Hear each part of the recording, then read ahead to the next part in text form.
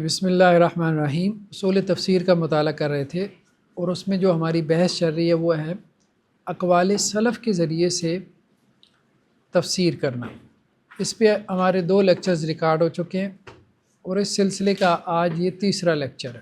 سلف سے مراد صحابہ، تابعین، تبع تابعین، عام طور پہ یہی مراد لی گئی ہے کہ ان کے اقوال کے ذریعے سے قرآن مجید کی تفسیر کا کیا سٹیٹس ہے۔ لاسٹ لیکچر میں ہم نے کہا تھا کہ جو تفسیر سلف ہے وہ 2 طرح کی ہے، ایک منقول ہے، ایک تفسیر بالرائے ہے۔ جو منقول ہے اس کی 4 قسمیں ہیں، یعنی سلف نے اللہ کے نبی صلی اللہ علیہ وسلم سے کوئی تفسیر نقل کی، یا سلف نے جو ہے وہ اسباب نزول، شان نزول کے واقعات بیان کیے کہ جی یہ آیات اس وجہ سے نازل ہوئی، یا تابعین نے صحابہ سے کوئی بات نقل کی، یا تبع تابعین نے تابعین سے کوئی بات نقل کی۔ اور ان کی تفسیر بالرائے کیا ہے کہ بعض اوقات جو ہے سلف جو ہے وہ نئے واقعات، اپنے زمانے کے واقعات، یعنی قرآن تو اب نازل ہونا بند ہو گیا تھا صحابہ، تابعین، تبع تابعین کے زمانے میں، آپ علیہ السلام چلے گئے تو قرآن کا نزول تو بند ہو گیا نا۔ تو اب بعد والے جو زمانے کے واقعات تھے ان کو وہ کیا کرتے تھے، ان کے بارے میں کہہ دیتے تھے یہ آیات اس بارے میں نازل ہوئی۔ تو بیسیکلی وہ یہ کہہ رہے ہوتے تھے کہ یہ واقعات ان آیات کے معنی اور مفاہیم میں شامل ہیں۔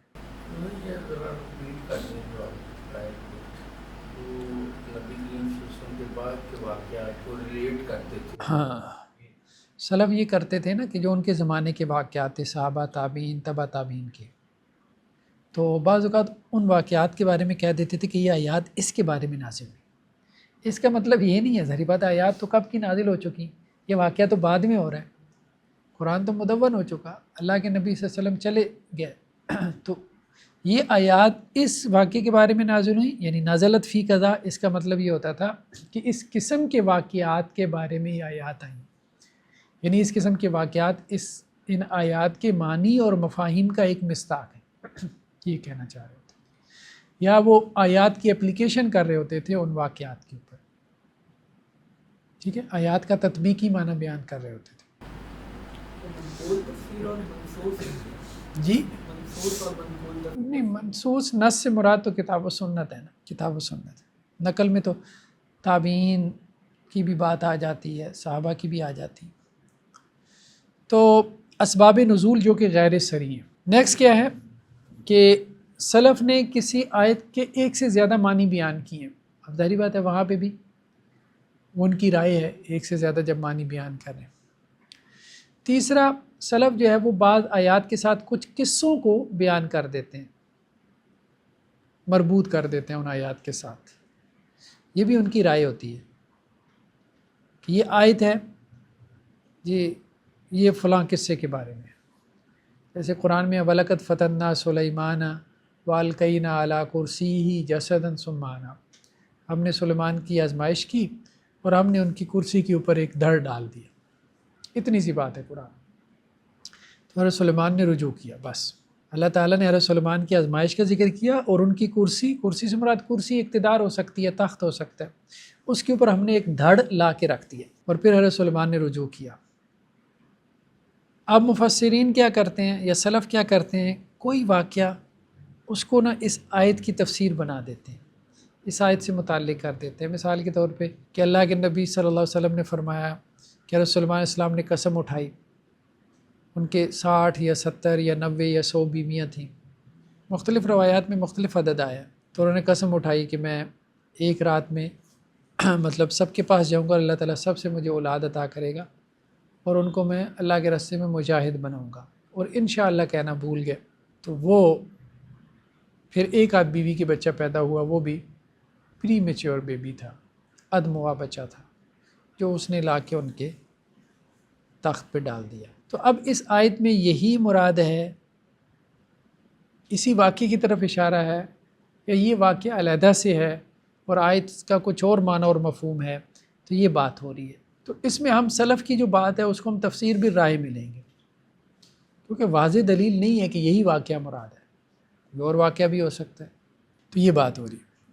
نیکسٹ کیا ہے کہ مغیبات، امور غیبیہ جنہیں کہتے ہیں، ان سے متعلق جو سلف کی تفسیر ہے، جیسے یوم آخرت سے متعلق یا آخر الزمان، اینڈ آف ٹائم سے متعلق، یا پچھلی قوموں کے حالات اور واقعات سے متعلق جو ان کی تفسیر ہے، تو سلف نے بعض اوقات وہ صحابہ نے بعض اوقات یا تابعین نے وہ اللہ کے نبی صلی اللہ علیہ وسلم سے لی ہوتی ہے، اور بعض اوقات اسرائیلیات سے بھی لے لیتے ہیں۔ حضرت عبداللہ ابن عباس رضی اللہ عنہ سے بھی، بلکہ کچھ لوگوں نے جو کوانٹیٹیو ریسرچ کی ہے، میں نے تو نہیں کی، وہ یہ کہتے ہیں کوئی 10% انہوں نے اسرائیلیات سے لیا، حضرت عبداللہ ابن عباس نے بھی،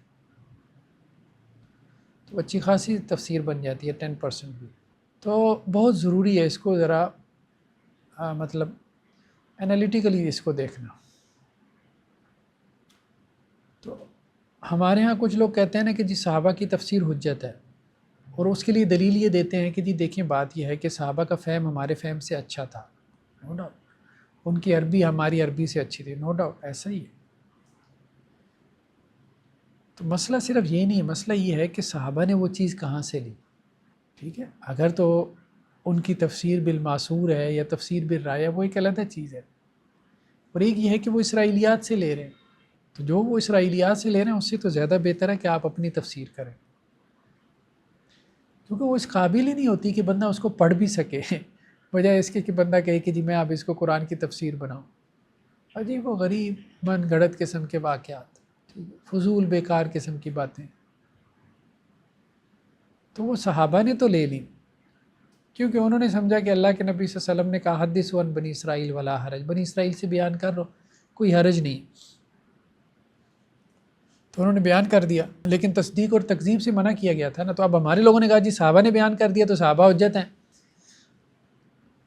حالانکہ بات یہ ہے کہ جہاں سے وہ لے رہے ہیں وہ چیز ہی حجت نہیں ہے، وہ خود حجت نہیں ہے، تو صحابہ کا اس کا نقل کرنا اس سے وہ حجت نہیں بن جاتا۔ اب خیر انہوں نے تو محتاط مثالیں بیان کی ہیں صاحب کتاب نے، تو میری جو کتاب ہے اگر آپ دیکھیں نا، وہ چھپ کے آپ بھی کی ہے، مقالات عقیدہ اور منہج، اور تبری وغیرہ بھی آپ اٹھا کے دیکھ لیں، ایون کہ ابن کثیر نے تو خیر کافی ساری چیزیں چھانٹی کی ہے، لیکن تبری وغیرہ میں بھی عجیب و غریب قسم کے واقعات، ہاروت اور ماروت کے بارے میں وہ ہے، اللہ تعالیٰ نے ان کو نازل کیا، اتارا، اور وہ فرشتے تھے اور عورت کے ساتھ انہوں نے بدکاری کی اور پتہ نہیں کیا کچھ، پھر وہ جو تھی وہ زہرہ ستارہ بن گئی ہیں، وہ جیسے ہندوؤں کے عقائد ہیں نا کہ بندہ مر جاتا ہے تو وہ سٹار بن جاتا ہے ستارہ بن جاتا ہے، اس قسم کی باتیں آپ کو ملتی ہیں، وہ بنی اسرائیل سے آئی ہیں، یہ ہمارے یہاں سائل عدیم ٹائپ لوگ یہ بھی وہاں سے چیزیں اٹھاتے ہیں۔ اب وہ زور جی صحابہ نے کہا، عبداللہ بن عباس نے کہا، بات یہ عبداللہ بن عباس رضی اللہ عنہ نے کس بنیاد پہ کہا ہے؟ لغت کی بنیاد پہ کہا ہے، اپنی رائے اور فہم کی بنیاد پہ کہا ہے، یا اسرائیلیات سے کوئی چیز لے کے گئی ہے؟ یہ بہت گہری بات ہے۔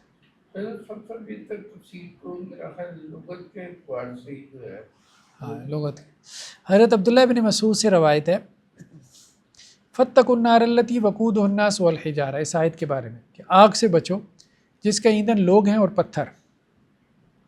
پتھر سے کیا مراد ہے؟ تو وہ کہتے ہیں کہ جس دن اللہ نے زمین اور آسمانوں کو پیدا کیا تھا، اس دن اللہ تعالیٰ نے ایک پتھر پیدا کیا تھا جو کہ سلفر گندک کو کہتے ہیں، گندک کی ترجمہ ہے نا اس کا، گندک کا ایک پتھر اللہ نے پیدا کیا تھا۔ ٹھیک ہے، انہوں نے کہیں اسرائیلیات سے لے لی ہوگی۔ اب اس سے زیادہ معقول تفسیر کیا ہے وہ والی ہے جو ہمارے یہاں متاخرین کی ہے کہ پتھروں سے مراد یہاں ان کے بت ہیں، کہ اللہ تعالیٰ ان کے لیے حسرت بنائیں گے کہ یہ تمہارے معبود جن کو تم پوجتے تھے آج یہ تمہارے ساتھ آگ میں چلیں گے،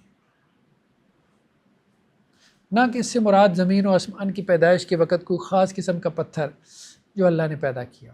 اسی طرح حضرت عبداللہ بن مسعود اور عبداللہ بن عباس رضی اللہ عنہما سے روایت ہے کہ یہاں حجارہ سے مراد یہ جہنم کے اندر ایک پتھر ہے گندک کا، سلفر کا، کالے رنگ کا، جس کے ذریعے جو ہے وہ لوگوں کو آگ میں عذاب دیا جائے گا۔ تو حور مقصورات فی الحیام، حضرت عمر سے اور عبداللہ بن مسعود سے روایت ہے کہ خیام سے کیا مراد ہے؟ خیمے ہوں گے جو کہ موتی کے خیمے ہوں گے، اور وہ موتی جو اندر سے خالی ہوگا۔ یہ بات ٹھیک ہے، یہ باتیں ہمیں روایتوں سے بھی ملتی ہیں کہ وہ حوریں جو ہے وہ ٹھہری ہوں گی خیموں میں، تو خیموں سے مراد کوئی کپڑوں کے یا کھالوں کے خیمے نہیں ہوں گے، ٹھیک ہے۔ موتی کے خیمے ہوں گے۔ حضرت عبداللہ بن عباس سے ہے کہ ایک خیمہ جو ہے ان میں سے 4 فرسخ اس کی لمبائی ہوگی اور 4 فرسخ جو ہے وہ اس کی چوڑائی ہوگی، اور اس کے اندر 4,000 تو یہ مصرع ہو گیا نا، مصرع کہتے ہیں یہ دروازے کے ایک سائڈ کو، تو 2,000 دروازے ہو گئے، سونے کے 2,000 دروازے ہوں گے اس میں ایک خیمے میں۔ تو اب یہ بظاہر یہ محسوس ہوتا ہے کہ یہ اسرائیلیات سے چیزیں آ گئی ہیں۔ کیا یہ اربع فراسخ، اربع فراسخ فی اربع فراسخ، یعنی 4x4 4 فرسخ، ایک فرسخ ہوتا ہے نا 3 میل کا، تو 4 فراسخ ہوتے ہیں 12 میل، 12x12 12 میل، یعنی 12 میل لمبا اور 12 میل چوڑا، اتنا بڑا خیمہ ہوگا جو اندر سے خالی ہوگا، اور اس کے جو ہے وہ 2,000 سونے کے دروازے ہوں گے۔ اب یہ بات بھی درست نہیں ہے کہ صحابہ امور غیبیہ میں جب بھی گفتگو کرتے ہیں تو وہ اللہ کے رسول سے سن کے کرتے ہیں، یہ بات ٹھیک نہیں ہے۔ وہ بنی اسرائیل سے بھی کرتے ہیں، اسرائیلیات سے بھی کرتے ہیں، اس کی بہت مثالیں ہیں۔ جس بندے نے بھی تبری پڑھی ہے نا، مصادر کو پڑھا ہے ابتدائی، تو اس کو اندازہ ہو جاتا ہے۔ جس نے نہیں پڑھا وہ ایک اصولی بحث کیے جاتے ہیں بس ایک اعتقاد کی بنیاد پہ، عملاً ایسا نہیں ہے۔ حدیث میں کیا ہے کہ خیمہ جو ہے یہ ایک موتی ہوگا جو اندر سے خالی ہوگا، اور آسمان میں 30 میل لمبا ہوگا، اور اس کے ہر کونے میں مومن کے اہل و عیال ہوں گے جنہیں دوسرے نہ دیکھ پائیں گے۔ تو اب اللہ کے نبی صلی اللہ علیہ وسلم سے بات آگے بس ٹھیک ہے، تو اگر صحابہ سے آ جائے یا تابعین سے آ جائے تو اب آپ اس کو موقوف یا مقطوع روایت کہیں گے نا۔ ایک اور جگہ ہے یوم یقوم الروح، جس دن روح، یعنی روح سے مراد روح الامین اور جبریل کھڑے ہوں گے۔ تو ایک رائے تو یہی ہے حضرت حاق اور امام شابی کی۔ دوسری رائے امام مجاہد سے ہے، صالح اور اعمش سے، کہ اس سے مراد جو ہے کوئی اور مخلوق ہے جو اللہ تعالیٰ پیدا کریں گے آدم کی اولاد میں سے، آدم کی اولاد کی صورت ہوگی، انسانوں کی طرح کی کوئی اور مخلوق ہوگی جو قیامت والے دن کھڑی ہوگی۔ اب یہ ایک ایسی بات ہے جو بغیر دلیل کے کہنا مناسب نہیں ہے۔ یوم یقوم الروح والملائکۃ صفا، روح الامین اور فرشتے قیامت والے دن صفے باندھ کے کھڑے ہوں گے۔ بس سادہ سی بات ہے، روح الامین اور جبریل ہیں۔ اب یہ ہے کہ آدم کی طرح کے کوئی اور نسل اللہ تعالیٰ کوئی مخلوق پیدا کریں گے، یعنی انسانوں کی طرح کی، اور وہ قیامت والے دن کھڑی ہوگی۔ عجیب و غریب قسم کی باتیں، تفسیر میں یہ باتیں کرنا مناسب نہیں ہے۔ بھلے سلف سے مروی ہوں، تو سلف سے مروی ہونے کا مطلب یہ نہیں ہے کہ آنکھیں بند کر کے آپ جو ہے وہ سب کچھ لینا شروع کر دیں۔ وہ لوگ پڑھیں گی نہیں، قرآن کی طرف آئیں گی نہیں، بدک جائیں گے عجیب و غریب قسم کی باتیں سن کے، وہ جیسے ساحل ادیم کی باتیں آپ سنیں۔ تیسرا کہ ایسے مراد بنو آدم ہے، آدم کی اولاد ہے۔ نیکسٹ ٹاپک کیا ہے کہ اقوال سلف جو ہے ان کی حجیت، یعنی وہ حجت ہیں کہ نہیں ہے قرآن مجید کی تفسیر میں۔ تو اس میں یہ بات کہہ رہے ہیں کہ ایک تو یہ کہ سلف نے اللہ کے نبی صلی اللہ علیہ وسلم سے جو تفسیر نقل کی وہ تو حجت ہے، تو ٹھیک ہے وہ حجت ہے۔ دوسرا، سلف نے جو اسباب نزول کی روایات بیان کی، شان نزول کی، وہ حجت ہیں، تو ٹھیک ہے وہ بھی حجت ہیں۔ تیسرا، اگر کسی آیت کے معنی پہ سلف کا اجماع ہو گیا تو وہ حجت ہے، تو ٹھیک ہے اجماع بھی حجت ہے۔ چوتھا، اگر کسی جگہ جو ہے وہ اس لفظ کا ایک ہی معنی ممکن ہو، کوئی دوسرا معنی پاسبل ہی نہ ہو، تو پھر سلف کی رائے حجت ہے۔ تو ٹھیک ہے جب دوسرا معنی نکل ہی نہیں سکتا تو پھر لغت میں معنی ہی ایک ہے، تو سلف کی رائے آپ کہہ سکتے ہیں کہ جی حجت ہے۔ تو البتہ اجماع جو ہے نا اس کا دعویٰ ذرا مشکل ہے، ہاں باقی اجماع ہو جائے تو ٹھیک ہے، لیکن عموماً یہی ہوتا ہے 2-4 صحابہ کے اقوال ہوتے ہیں، 5-7 تابعین کے اقوال ہوتے ہیں، 5-7 جو ہے تبع تابعین کے ہوتے ہیں، یہ کل ملا کے 12-13 لوگ بنتے ہیں، اس کو کہتے ہیں جی اجماع ہو گیا ہے۔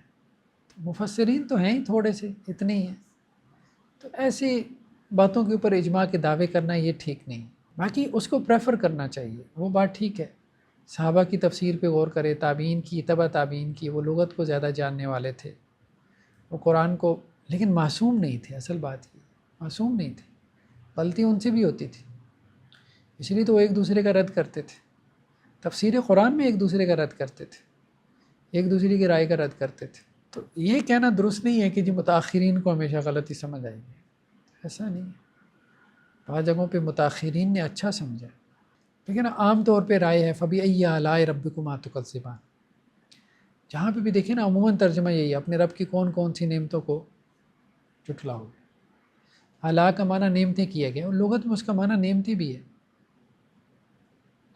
تو عموماً سلف نے اس کا معنی نعمتیں کی ہے۔ بات سمجھ میں نہیں آتی، آپ جب تھوڑا غور سے پڑھتے ہیں، نعمت اس کا ترجمہ سمجھ ہی نہیں آتا۔ اللہ تعالیٰ کہہ رہے ہیں کہ یرسل علیکم شواظ من نار ونحاس فلا تنتصران، اللہ تعالیٰ تمہارے اوپر جو ہے وہ آگ کے کوڑے برسائے گا، اور آپ کہہ رہے ہو یا اللہ آپ کی کون کون سی نعمتوں، مطلب سورہ رحمان کے بڑے مضامین میں سے جہنم ہے، بڑے مضامین میں سے جہنم ہے۔ جہنم کا بہت تفصیلی تذکرہ ہے، ہر جہنم کے عذاب کے بعد تو یہ آیت آ رہی ہے فَبِأَيِّ آلَاءِ رَبِّكُمَا، تو وہ کون سی نعمت ہے بھائی؟ عذاب، ٹھیک ہے۔ تو اس لیے اس میں یہ جو فرحی صاحب نے بیان کیا ہے، بلکہ انہوں نے ایک جملہ لکھا ہے، وہ جملہ خیر شاید اتنا ٹھیک نہ ہو، انہوں نے کہا کہ جی سلف نے تو اجماع کر لیا، اس کا معنی جو ہے وہ نعمت ہے، لیکن ایسا نہیں ہے کہ اجماع ہے، لیکن عام طور پہ رائے یہی ہے، اجماع کہنا ذرا مشکل ہے۔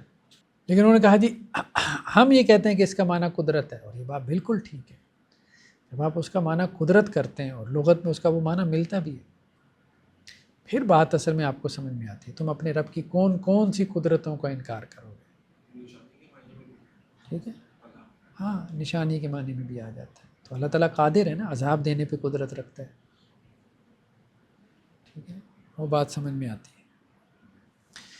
نیکسٹ کیا ہے؟ فالملکیات ذکر، قسم ہے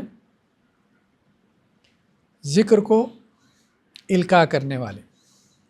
تو حضرت عبداللہ بن مسعود، حضرت عبداللہ بن عباس رضی اللہ عنہ سے مروی ہے کہ فالملکیات ذکرن سے مراد فرشتے ہیں جو انبیاء کے اوپر وحی کو نازل کرتے ہیں، ٹھیک ہے، کانٹیکٹ سے یہی بات سمجھ میں آ رہی ہے، ٹھیک ہے۔ تو اس پہ بعض اہل علم نے، ابن کثیر وغیرہ نے اجماع نقل کیا ہے کہ اس سے مراد فرشتی ہیں، فالملکیات ذکر، کیونکہ حضرت عبداللہ بن مسعود، عبداللہ بن عباس، مسروق، مجاہد، قتادہ، ربی بن انس، سدی، ثوری، ان سے یہ مروی ہے۔ دیکھیں یہ اس کو اجماع کہہ دیتے ہیں، یہ اجماع کہنا مناسب نہیں، باقی ٹھیک ہے، اس میں یہ کہہ دینا چاہیے ان کا اختلاف مروی نہیں ہے، یہ ٹرم زیادہ بہتر ہے، اجماع اس کو نہیں کہتے، یہ تو اجماع کا اپنا ہی ایک مفہوم بنایا ہوا ہے، ٹھیک ہے، 10 لوگوں کا بھی اجماع ہو جاتا ہے، 15 لوگوں کا بھی اجماع ہو جاتا ہے، تو اس کو وہ پھر اجماع سکوتی ایک نئی اصطلاح ان کو وضع کرنی پڑی، جس پہ ہم نے اصول فقہ میں تفصیل سے بحث کی تھی۔ ہاں اب یہ کہیں کہ اس معاملے میں سلف کا اختلاف نہیں، ٹھیک، تو اب یہاں پہ بات یہی سمجھ میں آ رہی ہے، تو ٹھیک ہے، یہ معنی لازم کیا جا سکتا ہے کہ اس کے علاوہ کوئی معنی بندہ نہ کرے۔ وَالذَّارِيَاتِ ذَرْوًا، اس کے بارے میں حضرت علی سے، حضرت عبداللہ بن عباس سے ہے کہ اس سے مراد ہوائیں ہیں، ٹھیک ہے، بات ہوائیں ہیں اس سے مراد۔ نیکسٹ کیا ہے؟ پہلی قسم تو یہ تھی نا تفسیر بالرائے میں، ٹھیک ہے، دوسری یہ ہے کہ ایک ہی معنی ہو، یعنی اس کی ایک ہی تفسیر نکل سکتی ہو، دوسری تفسیر ہی نہ نکل سکتی ہو، تو ایسی صورت میں بھی سلف کی رائے حجت ہے، تو یہ کہہ رہے ہیں ہاں حجت ہے، لا ریب فی، جیسے مثال کے طور پہ حضرت ابو دردہ سے، حضرت عبداللہ بن مسعود سے، عبداللہ بن عباس سے کہ ریب کا معنی شک ہے، تو ٹھیک ہے، بات ریب کا معنی شک ہی ہوتا ہے، کوئی اور چیز تو نہیں ہے، تو اس معنی میں یہ حجت ہے، ہاں ٹھیک ہے، حجت ہے، بائنڈنگ ہے۔ ایک بحث انہوں نے یہ پیدا کی ہے کہ کیا یہ کہنا ٹھیک ہے کہ کچھ آیات ایسی ہیں کہ جن کا معنی سلف نے نہیں سمجھا، سب نے نہیں سمجھا، یہ کہنا مشکل ہو جائے گا، بعض نے سمجھا، بعض نے نہیں سمجھا، ٹھیک ہے، اور بعض اوقات یہ بھی ہوتا ہے کہ وہ سمجھتے تو ہیں لیکن وہ سمجھ رہے ہوتے ہیں اسرائیلی روایات کی روشنی میں، وہ ٹھیک نہیں ہو سکتا، اور اس میں بہت سارے تبری میں آپ کو قصے مل جائیں گے۔ اسرائیلیات کے حوالے سے نا ہمارے سلف کا ایک خاص مزاج تھا، آج کا مزاج اس کو ایکسیپٹ نہیں کرتا، مطلب ان قصے کہانیوں کو ایکسیپٹ نہیں کرتا، ذہن ہی نہیں، مطلب قبول ہی نہیں کرتا اس کو، تو وہ بڑے آرام سے اس کو بیان کر دیتے تھے۔ واللہ عالم، خاص اس دور کا کوئی مزاج ہوگا۔ تو اصولی طور پہ یہ بات ٹھیک ہے، لیکن جب آپ اس کی اپلیکیشن میں آتے ہیں تو پھر آپ کو لگتا ہے کہ نہیں، بہت ساری جگہوں پہ سلف کی ایک جماعت ایک رائے بیان کر رہی ہوتی ہے، لیکن وہ اسرائیلیات سے لے رہی ہوتی ہے، اور اس کی نسبت جو ہے وہ لغت، کانٹیکس، وہ کچھ اور چیزوں کی مدد سے قرآن کا معنی بیان کرنا زیادہ بہتر معلوم ہو رہا ہوتا ہے، زیادہ پریسائز معلوم ہو رہا ہوتا ہے۔ تو اب سلف کے اقوال کی جو حجیت ہے، ایک تو یہ ہے کہ جو سلف نے اللہ کے نبی صلی اللہ علیہ وسلم سے تفسیر نقل کی وہ حجت ہے، جو صریح جو ہے وہ اسباب نزول کی روایات ہیں وہ حجت ہیں، جس پہ ان کا اجماع ہو گیا۔ اجماع تو ہم نے کہا کہ نہیں، یہ ایسی خواہ مخواہ کی ایک بات ہے جس میں ان کا اختلاف نہیں، تو وہ بھی حجت ہو جاتا ہے، ٹھیک ہے، ہو جاتا ہے۔ اور جس میں ایک سے زیادہ معنی کی گنجائش نہ ہو وہ بھی حجت ہوتا ہے، تو ٹھیک ہے۔ نیکسٹ کیا ہے کہ تابعین نے جو صحابہ سے نقل کی ہو اور تبع تابعین نے جو تابعین سے نقل کی ہو، تو اس میں سلف کی وہ تفسیر آ جاتی ہے جو ان کی تفسیر بالرائے ہے۔ تو یہ کہہ رہے ہیں کہ جی مجموعی طور پہ یہ حجت ہے، مجموعی طور پہ اس طرح سے حجت ہے کہ ان کے اقوال سے نہ نکلے، مجموعی اقوال سے نہ نکلے۔ سر ان کی ایگزامپل کیا ہے کہ یہ کون سی تفسیر ہے؟ جیسے ایگزامپل کی تفسیریں مدون ہیں، ان میں سے ہاں ہاں ان کیٹیگریز میں کون سی فال کرتی ہیں؟ مدون تفسیر جو ہمارے پاس اب ہیں، ہاں، ان میں سے ان میں کون سی فال؟ مثال کے طور پہ اصل میں ایک کے اندر کئی چیزیں شامل ہیں نا۔ ہاں، ایسا نہیں ہے، ہاں ایسا نہیں ہے کہ جی اس وقت تو جو تفسیریں لکھی گئی تھیں تو انہوں نے یہ تھوڑی تھا کہ جی یہ کتاب سامنے رکھ کے کو مرتب کی ہو، یہ کتابیں تو بعد میں انہوں نے ان تفاسیر سے چیزیں اخذ کی، میتھڈالوجیز اخذ کی۔ تو تفسیر القرآن باقوال سلف، سب سے پہلا مسئلہ ہے سلف کی جو تفسیر ہے اس کی اسانید کا۔ اچھا، یہ ایک بڑا مسئلہ ہے سندوں کا۔ تو عام طور پہ قول یہی ہے، اچھا ایک تو یہ ہے کہ سند ٹھیک ہو، ظاہری بات ہے پھر تو وہ حجت ہے نا، یعنی صحابی نے یہ تفسیر بیان کی یا تابعی نے بیان کی، مجاہد نے، سعید بن جبیر نے، تو ان تک وہ سند ٹھیک ہے، تو وہ تو چلیں بات سمجھ میں آتی ہے۔ ایک یہ ہے کہ سند ضعیف ہے، تو پھر بھی عام طور پہ قول یہی ہے سلف کی، وہ ضعیف سند والی تفسیر بھی حجت ہے، عام طور پہ قول یہی بن گیا۔ علامہ البانی نے آ کے اس پہ جو ہے وہ رد و قضا کی ہے کہ یہ نہ کرو۔ مسئلہ یہی ہے نا کہ جو بندہ براہ راست دیکھتا ہے نا، براہ راست چیزوں کو پرائمری مصادر سے، پھر بات اس کے سامنے آتی ہے، پھر وہ کہتا ہے یار نہیں، کام بہت خراب ہو جائے گا۔ تو اب اس میں انہوں نے مثالیں بیان کی ہیں، طبری کی، ابن منذر کی، ابن ابی حاتم کی، عبداللہ بن محمد بن جعفر کی، ابن مردوہ کی۔ اب ان کی جو تفاسیر ہیں اس میں ضعیف اقوال ہیں، بہت ہیں جو سلف سے مروی ہیں تفسیر کے قبیل سے۔ تو اب طبری نے مثال کے طور پہ جو یہ مشہور جو ان کی سدی سے جو ہے وہ سند ہے، ایک اس میں وہ کہتے ہیں کہ جی موسیٰ بن ہارون ہمدانی نے مجھے بیان کیا، اور موسیٰ بن ہارون ہمدانی کو عمر بن حماد نے بیان کیا، اس کو اسبات بن نصر نے بیان کیا، اس کو اسماعیل بن عبد الرحمن سدی نے بیان کیا، وہ ابو مالک سے، اور وہ ابو صالح سے، اور وہ عبداللہ بن عباس سے۔ ٹھیک ہے، اب یہ ایک معروف سند ہے حضرت عبداللہ بن عباس سے۔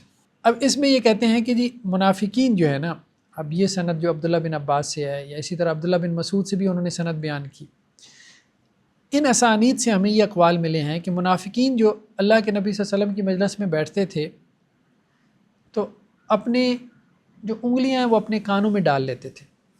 سورہ بقرہ کے شروع میں آتا ہے نا، یجعلون اصابعهم فی آذانہم من الصواعق حذر الموت، کہ منافقین کیا کرتے ہیں، اپنی انگلیاں جو ہے وہ اپنے کانوں میں ڈال لیتے ہیں۔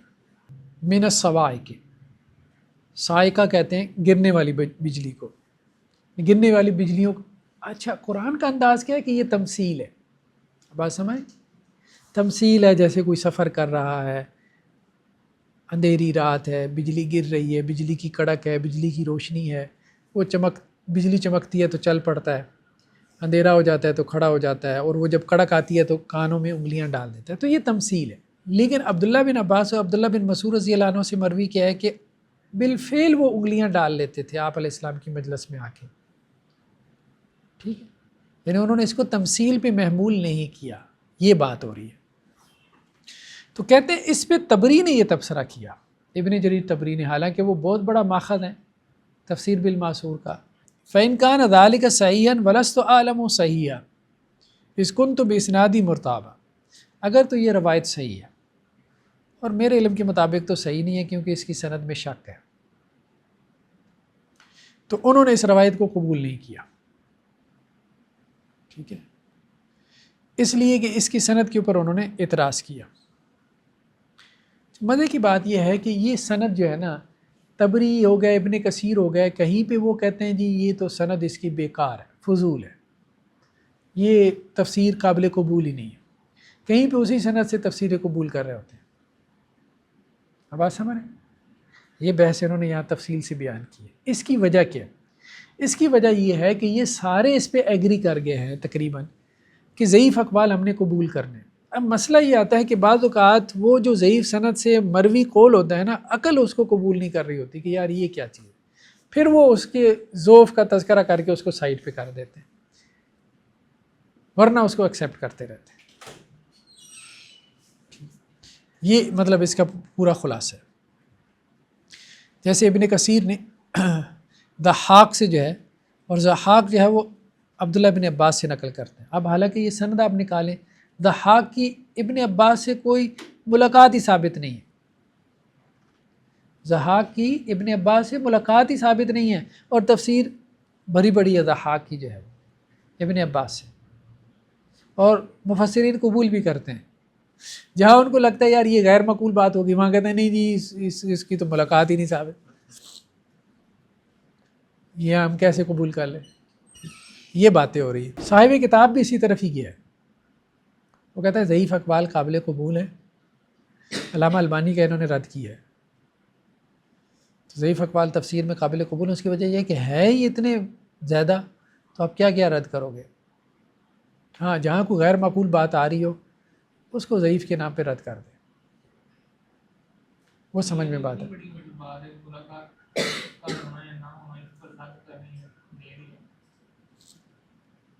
وہ آگے بات آ رہی ہے کہ وہ کیوں ایسا کہتے ہیں، کیوں اس کو قبول کرتے ہیں. واقفہم انہم مسئولون، ان کو ٹھہراؤ، ان سے سوال کیا جائے گا. ٹھیک ہے، تو ضحاک ابن عباس سے کہتے ہیں کہ ان کو محبوس کر دو، ان سے حساب لیا جائے گا.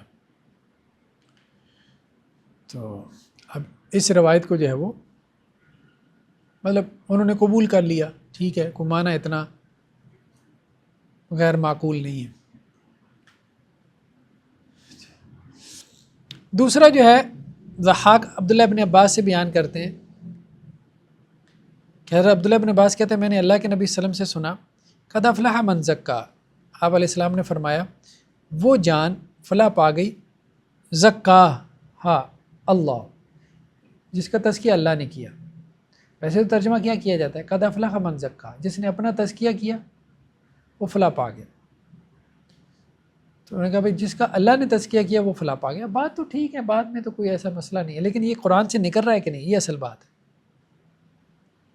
تو ابن ابی حاتم نے جب اس کو بیان کیا تو وہ کہتے ہیں جی یہ جو ہے نا، یہ جویب ہے، یہ جو ضحاک سے نقل کر رہا ہے یہ متروک الحدیث ہے. والضحاک لم یلقى ابن عباس، اور ضحاک کی تو ملاقات ابن عباس سے ثابت نہیں. یعنی جہاں انہیں قبول نہیں کرنا ہوتا نا تو وہ سند کے عیب کھول کے بیٹھ جاتے ہیں، جہاں ان کو قبول کرنا ہوتا ہے وہاں وہ 10 تفسیریں قبول کر لیتے ہیں اسی سند سے. اسی طرح ابن کثیر جو ہے وہ کیا کہتے ہیں کہ سعید بن جبیر عبداللہ بن عباس سے نقل کرتے ہیں ان عرضنا الامانۃ علی السماوات والارض والجبال فابین یحملن واشفقن منها. تو کیا کہتے ہیں کہ جی حضرت آدم علیہ السلام کے اوپر امانت پیش کی گئی، تو اللہ تعالیٰ نے کہا کہ آپ یہ جو امانت ہے اس کو آپ لے لیں. اگر آپ نے اطاعت کی تو آپ کو معاف کر دیا جائے گا، اگر آپ نے نافرمانی کی تو میں آپ کو عذاب دوں گا۔ تو حضرت آدم نے وہ امانت کو قبول کر لیا۔ تو ابھی جو ہے وہ ایک ہی دن کا جو ہے وہ عصر سے رات تک کا ٹائم نہیں گزرا تھا کہ حضرت آدم سے خطا ہو گئی۔ تو اب اس پہ وہ تبصرہ کرتے ہوئے کیا کہتے ہیں، ضحاک جو ہے وہ ابن عباس سے نقل کرتے ہیں، اور اس حدیث یہ حدیث محل نظر ہے، قابل غور ہے۔ ون کتاب بین الضحاک و بینہ، اور سند منقطع ہے ضحاک اور ابن عباس کے درمیان، تو اس لیے ہم اس کو قبول نہیں کریں گے۔ یہ بات کہ امانت سے مراد جو ہے وہ اختیار تھا، ٹھیک ہے، آدم کا اختیار تھا۔ اللہ تعالیٰ نے کہا نا امانت پیش کی پہاڑوں پہ، یہ وہ آدم نے امانت کو قبول کر لیا، پہاڑوں نے نہیں قبول کیا اور مخلوق نے، تو وہ اختیار تھا نیکی اور بدی کا۔ تو اب وہ کہتے ہیں جی نہیں، ہم نے یہ تو قبول نہیں کرنی۔ اور اسی طرح ضحاک ابن عباس سے نقل کرتے ہیں کہ حضرت علی بن ابی طالب جو ہے وہ نماز پڑھ رہے تھے، تو ایک آدمی جو ہے وہ گزرا، تو حضرت علی رکوع کی حالت میں تھے، تو اس نے ان سے سوال کیا، تو حضرت علی نے رکوع کی حالت میں اسے اپنی انگوٹھی جو ہے وہ صدقہ کر دی۔ تو اب یہ جو آیت ہے نا، اچھا شیعہ بھی اس سے ولایت کی دلیل پکڑتے ہیں، انما ولیکم اللہ ورسولہ، یہ کیا ہے آیت پوری؟ ایک منٹ، یہ اگر آپ آیت نکالیں نا، انما ولیکم اللہ ورسولہ، اس میں آخر میں الفاظ آتے ہیں راکعون کے۔ اچھا یہ شیعہ کی بہت بڑی دلیل ہے، مطلب ان کی حدیث کی کتابوں میں یہ آئی ہے، ٹھیک ہے۔ انما ولیکم اللہ ورسولہ، تمہارے ولی اللہ ہیں اور اس کے رسول ہیں، مولا مراد، یہی ترجمہ کرتے ہیں نا، اللہ مولا اور اللہ کا رسول۔ والذین آمنوا الذین یقیمون الصلاۃ ویؤتون الزکاۃ وہم راکعون، اور وہ بھی تمہارے مولا ہیں جو نماز قائم کرتے ہیں اور زکوٰۃ دیتے ہیں۔ آگے وہ کہتے ہیں کہ جی یہ واو حالیہ ہے، رکوع کی حالت میں، تو وہ کہتے ہیں کسی اور صحابی سے ثابت کرو کہ اس نے رکوع میں جو ہے وہ یہ کام کیا، حضرت علی کے علاوہ کسی نے نہیں کیا، تو حضرت علی ہی اس سے مراد، حالانکہ سارا جمع کا صیغہ ہے، سارا جمع کا صیغہ ہے نا، والذین جمع ہے، آمنو جمع ہے، الذین یقیمون الصلاۃ جمع ہے، ویؤتون الزکاۃ جمع ہے، وہم راکعون جمع ہے، عام اہل ایمان کی بات ہو رہی ہے۔ اب اس سے مراد جو ہے وہ حضرت علی لے لیے، اور وہ ایک ضعیف روایت کی بنیاد پہ، منقطع روایت کی بنیاد پہ۔ خیر کہنے کا مقصد یہ ہے کہ یہ انہوں نے اس کا انکار کیا ابن کثیر نے، اور کہا کہ جی ضحاک جو ہے لم یلقى ابن عباس، ابن عباس سے ملاقات نہیں کی، تو اس لیے یہ روایت قابل قبول نہیں، ٹھیک ہے جی۔ تو اب وہ کہتے ہیں کہ جی ابن ابی حاتم کو دیکھ لیں، وہ اصحاب جرح و تعدیل میں سے ہیں، یعنی جو راویوں کے اوپر جرح کرتے ہیں، اور انہوں نے اپنی کتاب میں علماء کا اتفاق نقل کیا ہے کہ ان ضحاک لم یلقى ابن عباس، یعنی علماء کا اتفاق ہے، کوئی اختلافی مسئلہ نہیں ہے کہ ضحاک کی ملاقات ثابت نہیں ابن عباس سے، لیکن ساتھ میں وہ اپنی تفسیر میں ضحاک سے اور وہ ابن عباس سے، ابن عباس کی تفسیر جو ہے وہ لے آتے ہیں۔ کون؟ ابن ابی حاتم، ان کی تفسیر بھی ہے نا، تفسیر بالمعصور، تفسیر ابن ابی حاتم۔ تو ویسے جب جرح کرتے ہیں تو کہتے ہیں جی سند ہی ثابت نہیں ہے، لیکن جب تفسیر کی بات آتی ہے تو اسی سند سے تفسیر جو ہے وہ نقل کر رہے ہوتے ہیں۔ یحییٰ بن سعید القطان، یہ بھی اصحاب جرح و تعدیل میں سے تھے، تو یہ کہتے ہیں کہ جی جو محدثین ہیں وہ تفسیر کے معاملے میں تساہل کرتے تھے، جیسا ضحاک، محمد بن صائب کلبی، لیث بن ابی سلیم، جویبر بن سعید، تو کہتے ہیں ان کی حدیث نہیں لی جائے گی لیکن ان کی تفسیر لی جائے گی، تفسیر میں ان کے کوئی حرج نہیں۔ ہاں ظاہر بات ہے، دونوں ہی دین ہے، دونوں ہی دین ہے، یعنی ان سے حدیث نہیں لیا جائے گا لیکن ان سے قرآن لیا جائے گا، آپ یوں کہہ رہے ہیں نا، قرآن کا معنی ظاہری بات ہے قرآن کا بیان، کیونکہ آپ تو کہہ رہے ہیں کہ وہ حجت ہے، جب آپ حجت بنا رہے ہیں تو اس کو آپ ایک طرح سے قرآن ہی بنا رہے ہیں، تو آپ اسے حدیث نہیں لے رہے، آپ اسے قرآن لے رہے ہیں۔ اسی طرح امام بہقی نے کہا کہ ایک راوی وہ ہے کہ اس کے اوپر تہمت کذب بناؤ،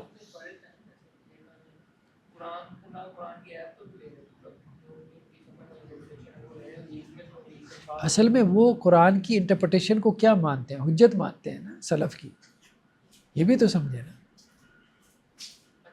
ہاں جی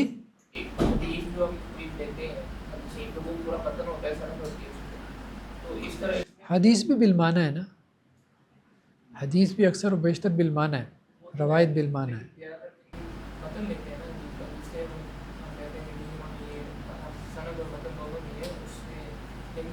دیکھیں نا، اللہ کے نبی صلی اللہ علیہ وسلم نے ایک کام کیا، نماز پڑھی، ایک صحابی نے اس واقعے کو دیکھا، یا آپ صلی اللہ علیہ وسلم نے حج کیا، ایک صحابی نے اس کو دیکھا اور آگے بیان کیا فعل رسول کو، یہ قول رسول تو نہیں ہے، یہ کس کا قول ہے؟ قول کس کا؟ صحابی کا قول ہے، اس بات کو سمجھیں۔ تو یہ اس کا فہم ہے، صحابی نے اس واقعے کو دیکھا اور اس واقعے سے جو اس نے سمجھا اس کو اپنے الفاظ میں بیان کیا، اس لیے کہا جاتا ہے کہ یہ روایت بالمعنی ہے، یہ قول رسول نہیں ہے۔ اقوال آتے ہیں حدیث کے اندر، لیکن اس میں بھی اختلاف ہو جاتا ہے، جو قولی حدیث ہوتی ہے اس میں بھی اچھا خاصا اختلاف ہوتا ہے۔ اب بخاری کی سندیں اٹھا کے دیکھیں نا، اتنا اختلاف ہوتا ہے۔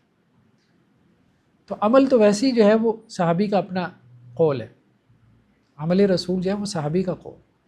تو وہاں پہ بھی وہ کیا کر رہے ہیں، صحابی جو ہے وہ قرآن کی آیت کی کیا کر رہا ہے، فہم ہی بیان کر رہا ہے، فہم ہی آگے نقل کر رہے ہیں نا، اور اسی بنیاد پہ وہ اس کو حجت بھی مان رہے ہیں نا آگے۔ وہ جب اس کو حجت مان رہے ہیں تو پھر اس کی سند کی بحث کرنی چاہیے، یا تو آپ اس کو حجت نہ بنا رہے ہیں، تو ایک ضعیف چیز کو منقطع روایت کی بنیاد پہ آپ اس کو حجت بنا رہے ہیں۔ تو بہقی وغیرہ نے کہا بھائی تہمت کذب نہیں ہونی چاہیے، یعنی بڑے بڑے عیوب سے پاک ہو، چھوٹے موٹے چلاؤ، ٹھیک ہے۔ تو احکام میں نہ لو اس کی حدیثیں، لیکن یہ ہے کہ ترغیب میں، تفسیر میں، مغازی میں، یعنی سیرت میں لے لو۔ تو وہی جو ضعیف روایت کے بارے میں ایک بحث ہے کہ وہ فضائل میں قابل قبول نہیں، فضائل کے علاوہ تفسیر میں اور سیرت میں بھی یہ بحث بھی ہے۔ تو یہ ڈبیٹ ہے، متقدمین عام طور پہ سیرت میں، تفسیر میں، فضائل میں ضعیف روایت کو لیتے ہیں، عام طور پہ لیتے ہیں۔ یہ تو آج کل کے دور میں سختی ہوئی ہے، لیکن اس میں میرے خیال میں درمیان میں کوئی رستہ نکالنا چاہیے، بالکل ہی سارا کچھ اٹھا کے نہ پھینک دیں، ورنہ تو کچھ بھی ہاتھ نہیں آئے گا۔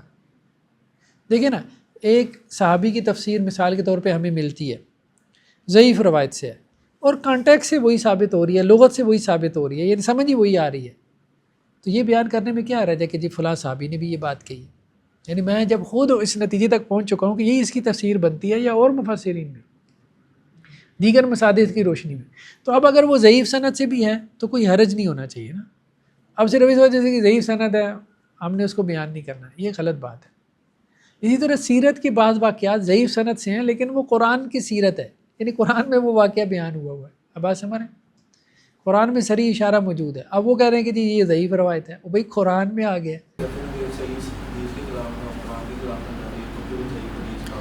ہاں تو وہ کچھ شرائط کے ساتھ اس کو ایکسیپٹ کیا جا سکتا ہے، اور نہ بالکل ہی آپ اس کو ایکسیپٹ کر لیں۔ ہاں وہ تو خیر کسی نے بھی نہیں نہ کیا، وہ دیکھیں نا یہاں پہ یہی تو بات کر رہے ہیں کہ جہاں ان کو غرابت اور نکارت معلوم ہوتی ہے نا، اجنبی پن، تو وہ خود سند کے اوپر تنقید کر کے سائڈ پہ ہو جاتے ہیں۔ نہیں سر، یعنی کہ یہ کنٹرڈکشن کی بات ہے، مطلب آپ ایک اسی بندے سے لے بھی رہے ہیں جہاں پر آپ کو نہیں لگ رہا تو آپ یہ خطیب بغدادی نے بھی یہی بات کہی ہے، تو انہوں نے بھی کہا کہ جی جیسے دیکھیں امام عاصم، حدیث میں یہ ضعیف ہے، قرآن میں یہ حجت ہے۔ اچھا قرآن میں تو یہ امام ہے نا، امام عاصم، قرآن کے یہ ہماری جو روایت ہے، یہ روایت حفص، ہاں حفص کی روایت جو ہے نا یہ امام عاصم سے ہے نا، تو امام ابو حنیفہ کی بھی یہ استاذ ہے، تو قرات کے یہ امام ہیں، یعنی قرآن ان سے لیں گے ہم. ٹھیک ہے اپنا اپنا فیلڈ بھی ہوتا ہے، یہ بات بھی کسی حد تک ٹھیک ہے، اس فیلڈ میں انسان جو ہے وہ محنت کرتا ہے، ایک مقام بنا لیتا ہے. دوسرے میں حدیث میں اگر اس کا شغل نہیں ہے، ساری زندگی اس نے قرآن پڑھنا پڑھایا، اگر وہ حدیثیں بیان کرے گا تو غلطیاں کھائے گا، اس حد تک بات ٹھیک ہے. اگر ساری زندگی اس نے حدیث پڑھائی ہے تو قرآن پڑھے گا تو غلطی کھائے گا.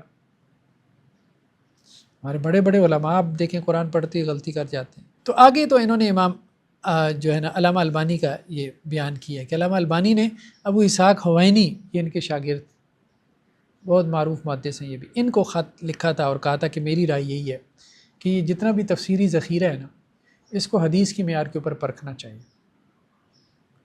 ابھی تبری وغیرہ کی تحقیق آ رہی ہے، پبلش بھی ہو رہی ہیں عرب ورلڈ میں.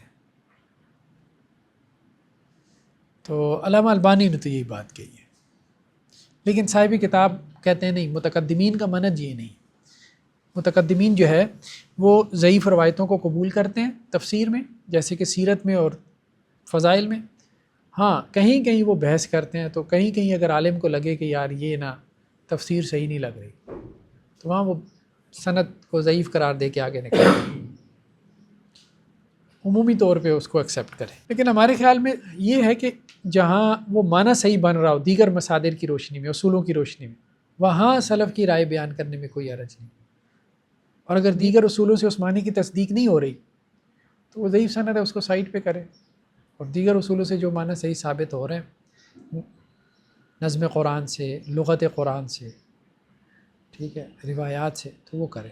تو خلاصے میں وہی بات انہوں نے کی ہے کہ حلال اور حرام کی جو حدیثیں ہیں ان کے بارے میں تو متقدمین نے سختی کی ہے، اور جو تفسیر کی حدیثیں ہیں ان کے بارے میں سختی نہیں کی، بلکہ انہوں نے ایک طریق یہاں پہ نقل کی ہے.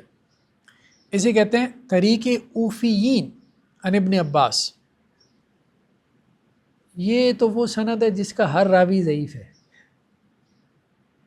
ٹھیک ہے، لیکن اس سے بھی جو ہے وہ حضرت عبداللہ ابن عباس کی وہ تفسیر نقل ہوتی ہے. اس کو طریق اوفیین کہتے ہیں. ایک منٹ میں دیکھتا ہوں اگر میرے پاس نا کوئی، تو یہ ہے محمد بن سعد کہتے ہیں کہ مجھ سے میرے والد نے بیان کیا،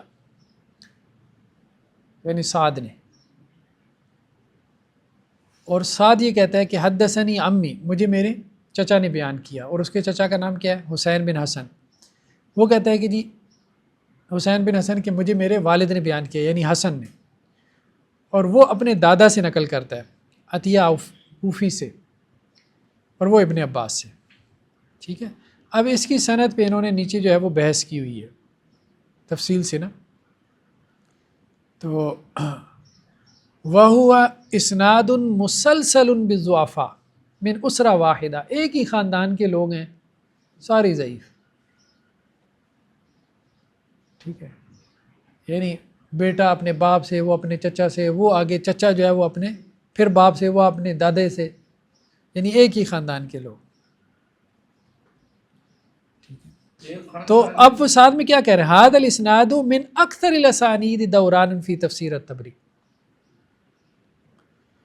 اور تفسیر طبری میں یہ بہت زیادہ کثرت سے اس سند سے ابن عباس سے تفسیر نقل ہوئی ہے، اور اس کا ہر راوی ضعیف ہے.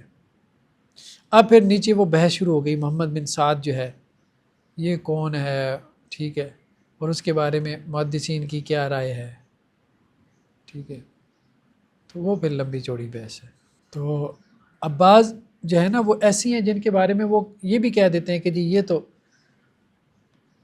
سلسلۃ الکذابین ہے، کذابوں کی سند ہے، لیکن اس سے بھی تفسیر نقل ہو رہی ہوتی. چلیں بہرحال، اسی طرح بعض طرق ایسے ہیں، بعض سندیں ایسی ہیں جن کے اوپر جھوٹ کا حکم بھی لگایا گیا. مثال کے طور پہ سدی الصغیر جو کلبی سے، وہ ابو صالح سے، وہ ابن عباس سے نقل کرتے ہیں. تو اس کے بارے میں علماء یہ کہتے ہیں کہ نہیں، یہ قابل قبول نہیں ہے. ہاں کسی اور سند سے آ جائے تو پھر اس کو قبول کر لیتے ہیں. نیکسٹ کیا ہے؟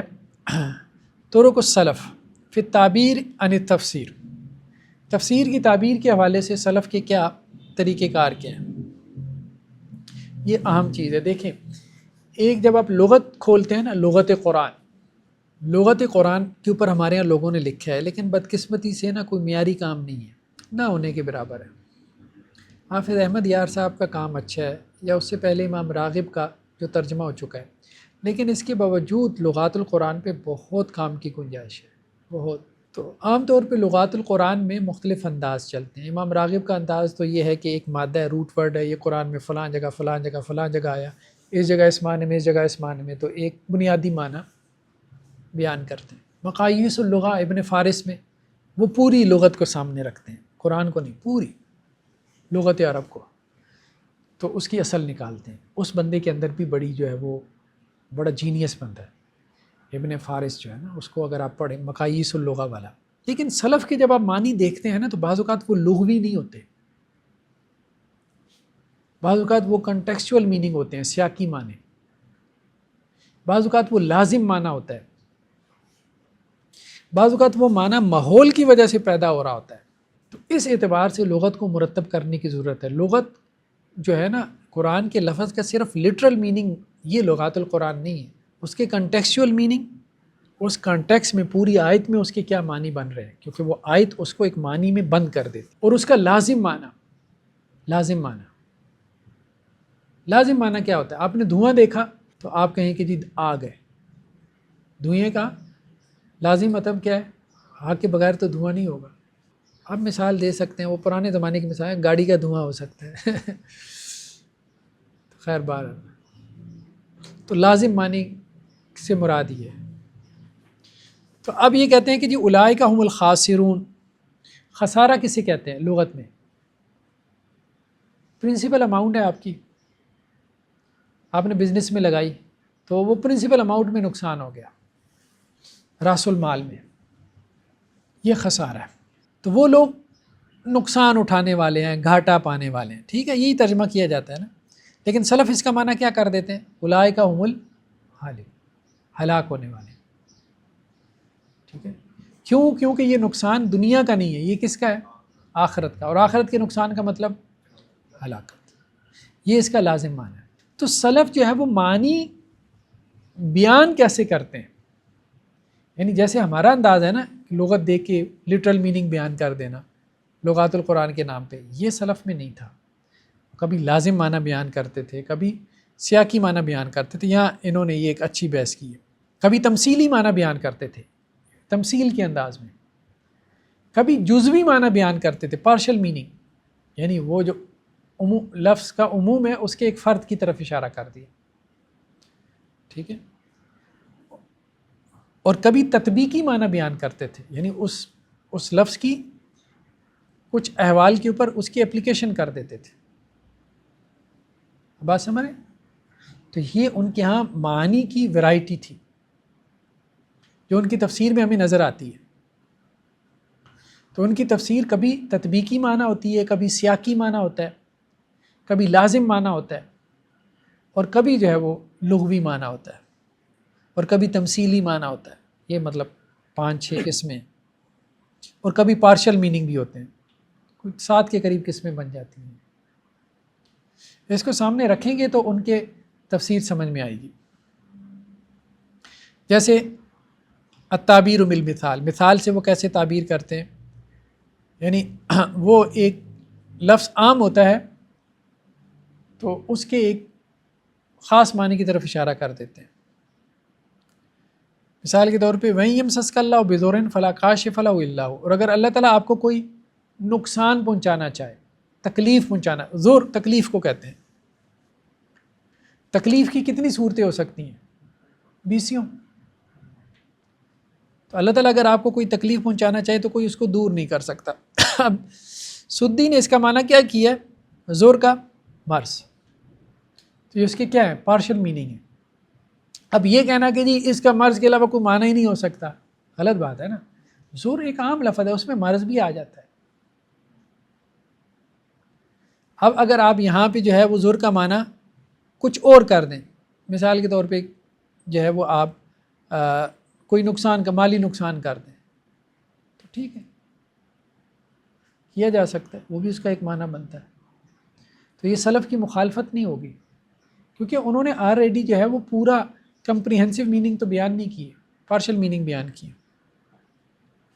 اور خیر کا معنی انہوں نے کیا کیا ہے؟ وہیں یمسس کا بخیر، اگر اللہ تعالیٰ آپ کو خیر پہنچائے تو خیر سے مراد وہ عافیت لیتے ہیں. کوئی خیر کا معنی مال کر دے، ٹھیک ہے، مال کو بھی قرآن نے خیر کہا. کوئی خیر کا معنی صحت کر دے، ٹھیک ہے. نیکسٹ کیا ہے؟ التعبیر بالنزول، یعنی جب آپ اپلیکیشن کرتے ہیں معنی کی، تطبیقی معنی،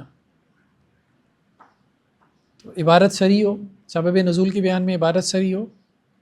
جیسے یہ تو مثال ہم پہلے بھی پڑھ چکے، حضرت عبداللہ ابن عباس سے ہے کہ جب یہ آیات نازل ہوئیں وانذر عشیرتک الاقربین، آپ اپنے قریبی رشتہ داروں کو ڈرا دیں، ٹھیک ہے.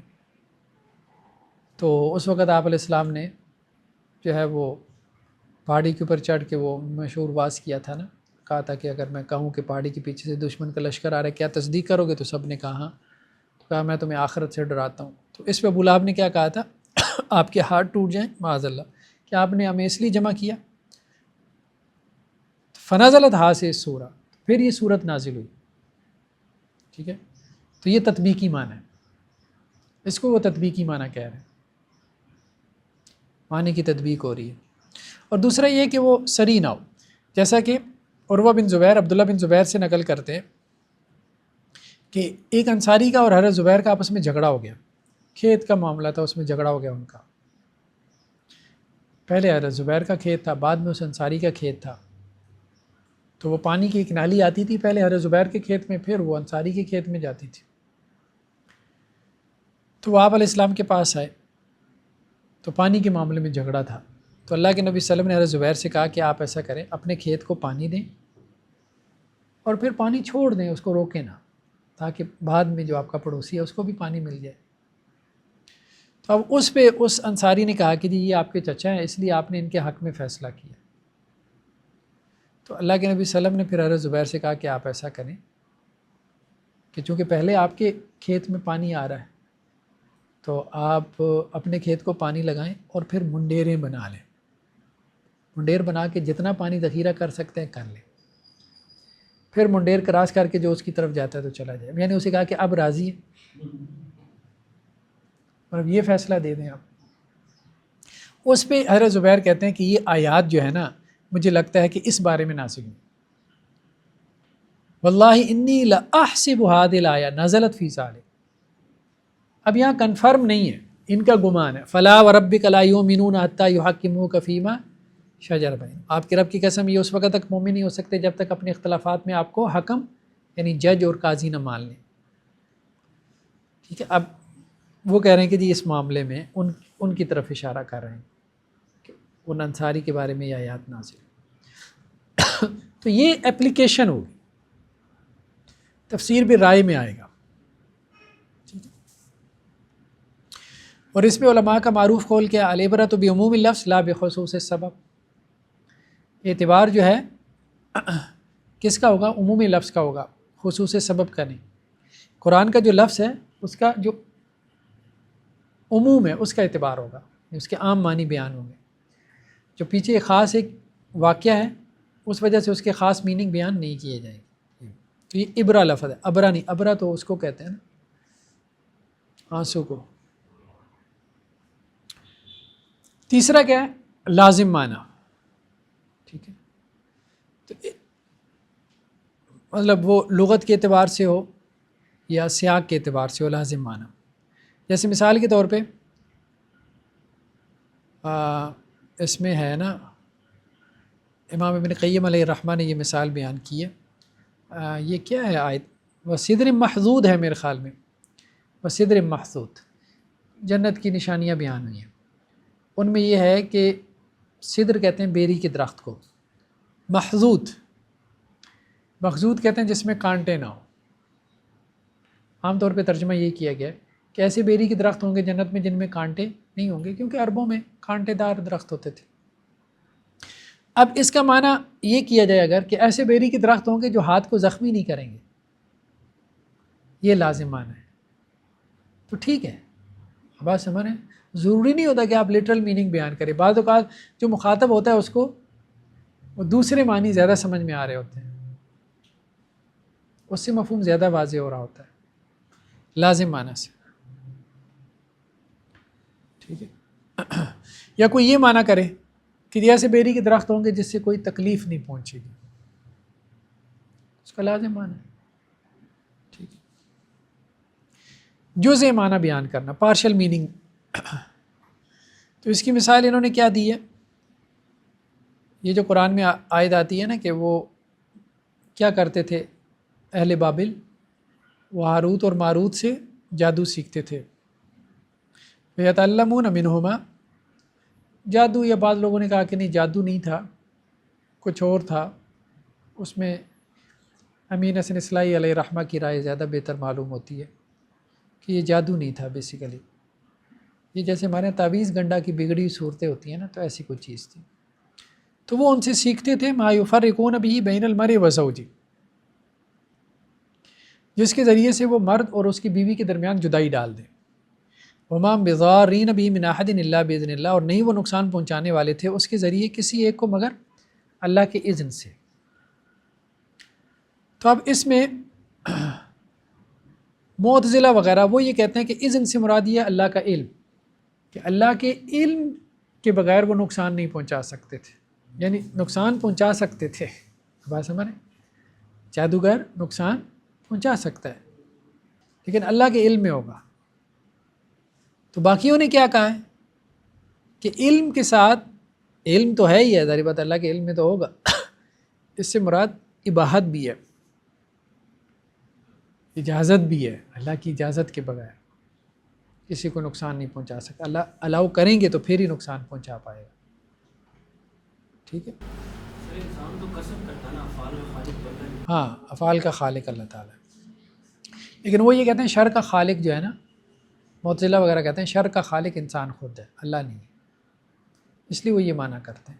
سر اہل سنت میں یہی ہے نا کہ شر کی نسبت ہم اللہ کی طرف نہیں کرتے، لیکن ہاں، خیر و شر کا خیر و شر کا خالق اللہ ہی ہے، شیطان کو بھی اللہ نہیں پیدا کیا ہے، ابلیس کو بھی، اور جبریل علیہ السلام کو بھی اللہ نہیں پیدا کیا۔ اچھا جی، اسی طرح تبارک الذی، تبارک کا ایک معنی ہوتا ہے جو ہمیشہ سے ہے، ازلی اور ابدی، لیکن یہ اس کا ایک معنی ہے، اگر کوئی اس کا معنی ازلی اور ابدی کر دے تو ٹھیک ہے، لیکن اس کے اور بھی معنی ہیں کہ جو بہت بلند ہے، جس کی بہت شان ہے، جس کی بہت عظمت ہے، ٹھیک ہے، اور جو ہمیشہ سے ہے، جو ہمیشہ رہے گا، جو خیر کا منبع ہے، تو یہ سارے معنی بیان کیے جا سکتے ہیں۔ نیکسٹ کیا ہے؟ کنٹیکسچول تفسیر، تفسیر سیاقی، یہ تو ہم نے پہلے مثال پڑھ لی، والعادیات ضبحا، حضرت عبداللہ بن عباس اور حضرت علی کا جو مکالمہ ہوا تھا، ٹھیک ہے۔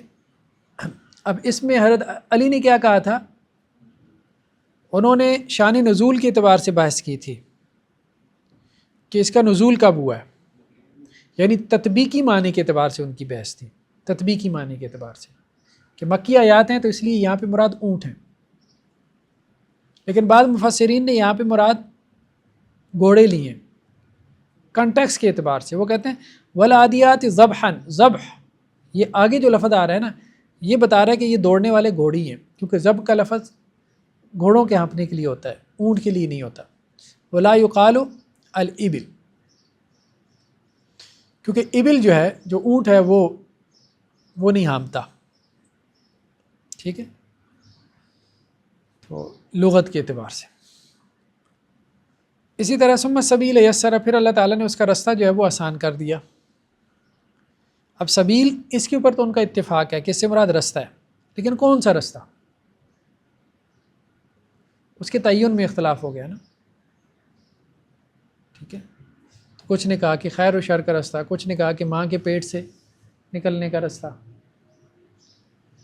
تو جنہوں نے کہا ماں کے پیٹ سے نکلنے کا رستہ تو انہوں نے کنٹیکس کے اعتبار سے بات کی نا، ثم اماتہ فاقبرہ ثم اذا شاء انشرہ، کیونکہ بعد میں موت کا، قبر کا ذکر ہے، تو انہوں نے کہا کہ یہ مراحل بیان ہو رہے ہیں۔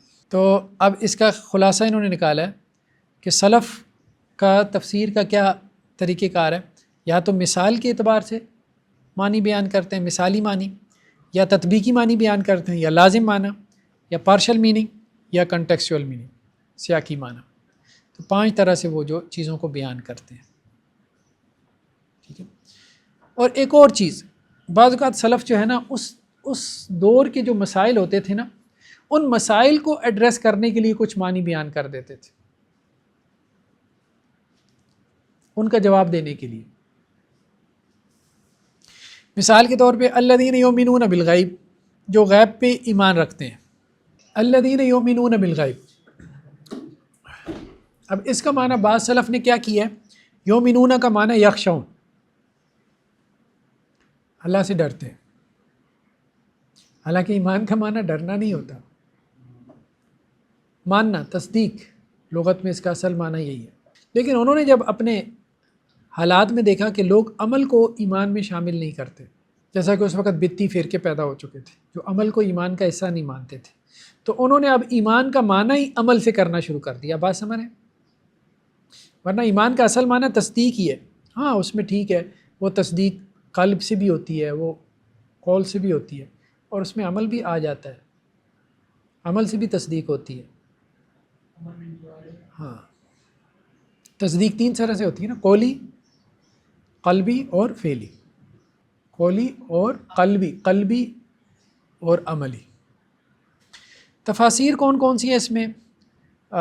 تفسیر بالماسور کے حوالے سے عبدالرزاق سنانی کی ہے، ابن حمید کی ہے، طبری کی ہے، ابن منذر کی ہے، ابن ابی حاتم کی ہے، ابن مردوہ کی ہے. تو یہ تو وہ ہیں جنہوں نے سند بیان کی ہے، یہ والے سنانی نے بھی، ابن حمید نے بھی، طبری نے بھی، ابن منذر نے بھی، ابن ابی حاتم نے بھی، عبداللہ بن محمد بن جعفر نے بھی، ابن مردوہ نے. کچھ تفسیر بالماسور ایسی ہے کہ جنہوں نے سند بیان نہیں کی، صرف صحابہ کے، تابعین کی، تبع تابعین کی تفاسیر بیان کر دیں، جیسے سالبی، ماوردی، بغوی، ابن عطیہ، ابن جوزی، ابن کثیر، سیوطی. اور سیوطی کی کتاب ہے در المنصور، یہ تفسیر بالماسور کا کافی بڑا ذخیرہ ہے. چلیں جی، میرے خیال میں آج اتنا ہی کافی ہے. سبحانک اللہم و بحمدک.